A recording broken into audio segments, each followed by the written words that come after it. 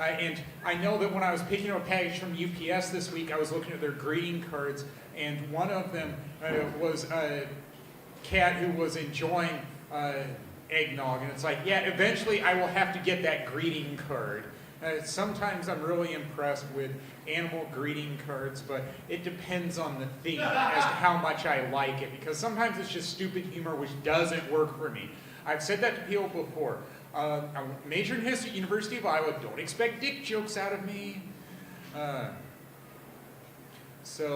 Yes, there was that. I guess another way of proving how I go a little higher on intelligence with the way I perform is, for some reason this weekend, I decided to translate a French song. Actually, it's not your typical French song. It's the French version of Angel of the Morning. I guess translated, their title means Goodbye and See You Tomorrow. So it's not literally translated, but it was still cool to look through it. It's like, well, it's still the same spirit and all that. It's like, yeah, I guess that works for me. And I am familiar with how there are plenty of versions out there.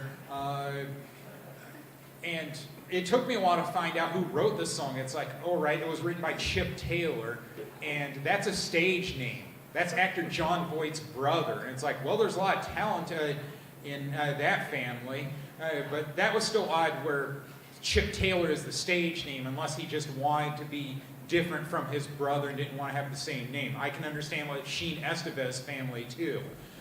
So whatever works for you on that. I know that there are times where I do karaoke, and I have been to the French Alliance in Minneapolis, and that's really a case of fish out of water. I took 4 years of French in high school, but I did not become fluent in it. And I like doing karaoke. They'll have an annual event doing that, and I wasn't quite sure about what songs to do. And it's like, why don't I do Edith Piaf, or why don't I do a song I did in French class in high school? It's kind of like when the Blues Brothers go to that country bar, and they do the first songs they can think of, which would be like TV theme from Rawhide. And I got it when they said Rowdy Yates. That meant Clint Eastwood was on it. Or they did Tammy Wynette, Stand By Your Man. They did the only country songs they knew. That's kind of how I am with doing French karaoke. But hey, if people like it, more power to me.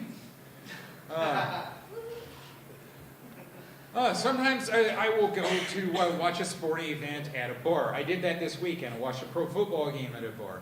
And now I'm trying to think what was notable about being there. I'll have to come back to that. I guess somebody brought their kids there, and it's like, you brought kids to a crowded bar? I mean, the first thing I was asking the kid is, can he see? Because he was short. And then the dad said, yeah, he could see. It's like, well, all right.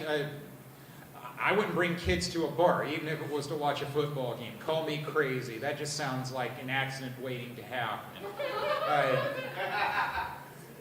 So maybe I don't have to go back to that one. But it's kind of nice at times to try that, even though it can be a little hard to navigate things, for lack of a better term, where it can be really loud there, and you can't hear everything, but well, it's still fun on some level, is all I can think of saying about that.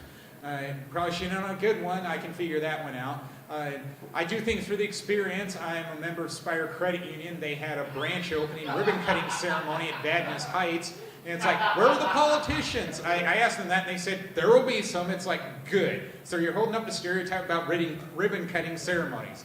So that'll do it for me. Thank you. You've been great.